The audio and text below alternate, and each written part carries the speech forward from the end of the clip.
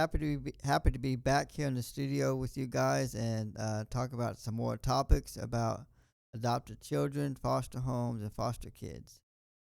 I know it's been a week or two there that you didn't we didn't do one, but we're back in the studio today. We're going to start talking about different topics. Um, so today I wanted to talk about things that adopted children that they want you to know. And the first one is adoptees need more than just love. And we talked about this in previous podcast. And I keep driving that topic just because it's so important and it's something that I hear on a constant basis. And because I think sometimes, love may be no doubt, but there's things that take more than just love as far as physical, emotional, mental needs that a child may need. Um, and so love is great, but love is not all. And that may be something even in life, that we may come across that, sometimes love is just not enough.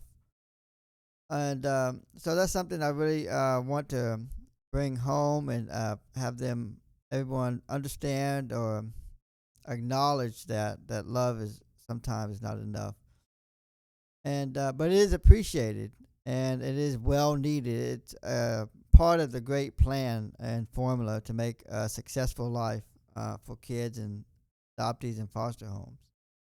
And another one is it's okay for them to experience negative negative experiences.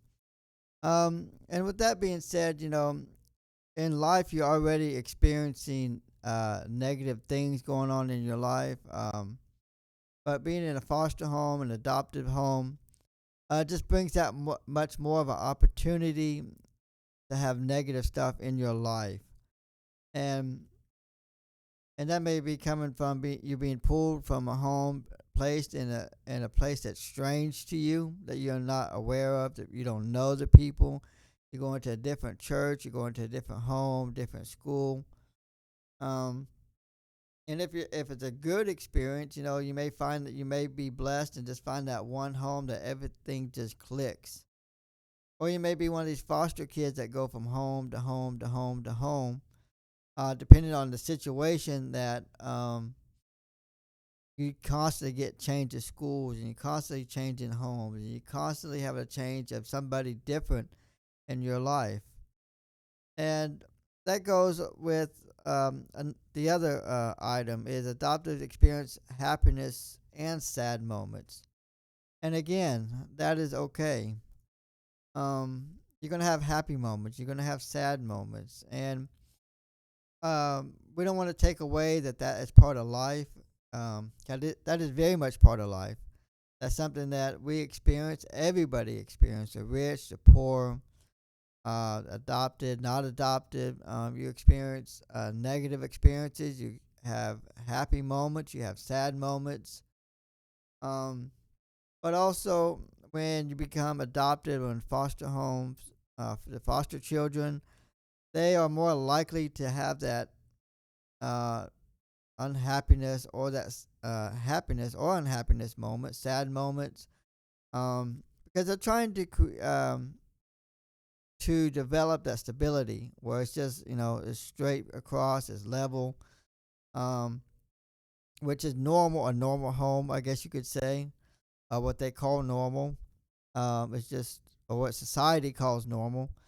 Um, but going through foster homes and fosters or foster homes, adopted homes, different schools, different churches, it will change from time to time to time. For me, for example, I think within the time I was 2.5 or so, I found my home and I was adopted there.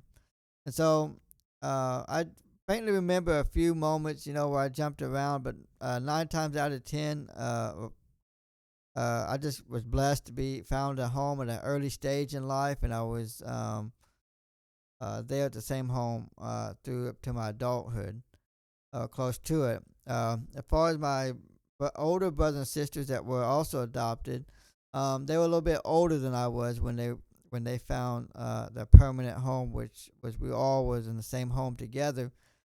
So they did imagine experience different homes, different schools, and stuff like that. So they did have some happy moments and sad moments, and where they constantly changed and stuff like that.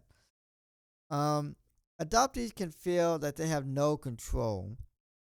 You have this strange woman or you have this strange man telling, well, son, you're gonna go to this home now, or son, you're gonna go to this school, or you constantly have somebody strange telling you where you're gonna go, what you're gonna do. Hey, these are your new family. This is your new family for now. This is your new mom. This is your new dad. Um, and so, with that being said, I feel that's where that sad moment, the happy moments can be. Sometimes you, as a kid, they could be, oh man, I'm happy to get out of here. I don't like it here. And I have talked to foster kids even currently where, man, we can't wait to get out of here and find a new home. Um, so that could be a place where they feel like a stranger is constantly telling them where to go and what to do, and this is your new home, and this is where you're going to stay from here. And they can feel like they have no control, and it can be an emotional roller coaster for them, and they can actions can reflect that feeling. And so I think it's always important for the adult to clarify with the child what's happening and why, and to ask them, give them as much control as the situation allows them to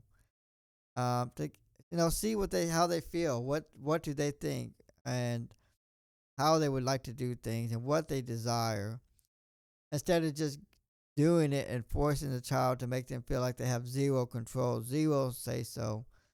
Um, I feel that can be a very demeaning situation, and I think it's important for them to have a voice and for you to listen to them. Don't just disregard them so quickly and push them away.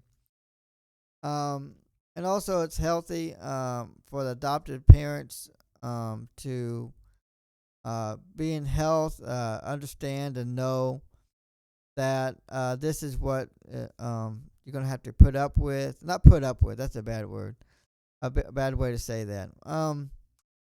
For their health to be up to par to these children in general, uh, all children can be full of energy, full of life, um, but also to be the adopted parents or foster homes to be mentally be healthy, because there will be some roller coaster emotions and roller coaster actions, depending on the child's situation or where they came from. Not all adoptees or foster kids are just wild and just act out. There's some that are really calm, collect. It's a personality. But there are a lot of the kids that come from unstable homes, and their behavior reflects that.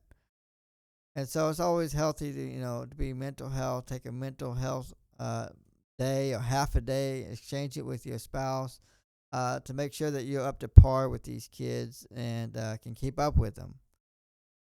And another thing is, it's okay also for the children that are placed in a foster home or adopted at this point to look back into their past and see where they came from, where they've been, who their biological family is, and it's not them stalking their past.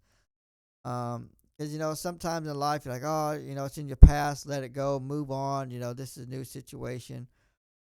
Uh, I think it's good as long as it doesn't harm them any danger or anything negative. It's okay for them to experience or to be aware of where they came from and who did they come from. Um, just be careful with that, but it's okay for them to do that. And another thing is, adopted children, they do not like being labeled, and all this kind of ties together into one knot eventually. Um, a lot of kids with their behavior can come with how they're being called or what they're being labeled as. For example, I have one of the kids that I'm interact with. They're in a foster home, and they have the foster home has a bus that comes by and picks him up from school, and he always likes to stay late after all the other kids are gone for the bus to pick him up. I said, well, why is that? I said, well, I don't want the other kids to see that I'm getting picked up by a foster home because I'm embarrassed for them to know that. And me being on this side, that bothers me. That hurts me that that kid feels embarrassed um, to have that feeling that he needs to hide it. And when I heard that, I was like, wow, that kind of set me back a little bit. And and so there has to be a reason why that child feels like that, feels embarrassed. I don't know if maybe somebody said something to him at some point at school. Hey, he was laughing at him, making a joke about it. But that's something that us on the other side need to be cautious about, be aware about how you interact with the kids, adopted kids, foster kids, how you say things to them, how you label them to them. Uh, as when I was a kid, I'll never forget. There was kids walking around saying, "Oh, there's a kid from the orphanage home." Stuff like that. Like I'm to be 40 in a few months, and this happened when I was, you know, 7 or 8 years old, and that's something I still remember as if it was yesterday. So how you talk to these kids and how you label these kids is very important. It's something that um is to take serious and to be careful how you talk to these kids. I'm not saying that you have to walk on eggshells and pins and needles, but be cautious. Be aware of what you're saying and how labels that you put in on these kids.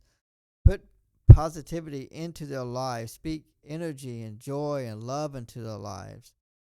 They have enough negative stuff going on in their life, enough changes going on in their life that I feel like they don't need anything to be added to that. So I'll just encourage that be diligent in how you talk about foster kids, adoptive kids. Uh, be diligent and careful how you talk about them or to them. Another thing is, and the last thing is, celebrate the adoption. I know that for me, that I have pictures today, and that my mom made for me, pictures of when I was adopted, with us signing the papers, and like a celebration going on. Um, Celebrate with the kids that and I see that a lot on Facebook or different other stuff about the kids, the adopted kids celebrating, the judge celebrating with them and stuff like that. Make sure that we make sure that that is a celebration moment, that's a happy moment. um, I'm sure the kids are happy, they officially found their new home, the new parents, the new brothers and sisters, new mom and dad. Celebrate them. Let them know this is a joyful moment. Make a celebration out of it. Take them uh, to one of the favorite places they like to go. You can even do it yearly. This does not have to be something that's once in a lifetime. And you can talk to them about that as well. Uh, you know, After it's all done and said, celebrate their adoption, their official adoption day. And hey, would you like to celebrate this every year? Make this like an anniversary. And just let them have that voice of how they would like to do that. But celebrate it. Be happy about it. Be joyful. Be excited. It's something that even though I was 3 years old, I still remember that. Uh, I would say I remember every second, but I do remember be able to go back in my memory and remember sitting there. Also have the pictures, like I said, to go back and to look at. I share it to people all the time. Yeah, I was adopted. Here's my pictures. I show them my pictures. I take pride in it. I'm proudful about that moment. Well, it was an exciting moment for me. So I hope that today was some helpful points. You enjoyed it. If you have any comments or something you'd like to add, if there's a topic that you would like me to talk about, put it in the comments and we'll talk about it, and we'll get some information out to you guys about it. But until next time, don't forget, do not be a stranger to a child in need. See you next time. I can't outrun your love. I can't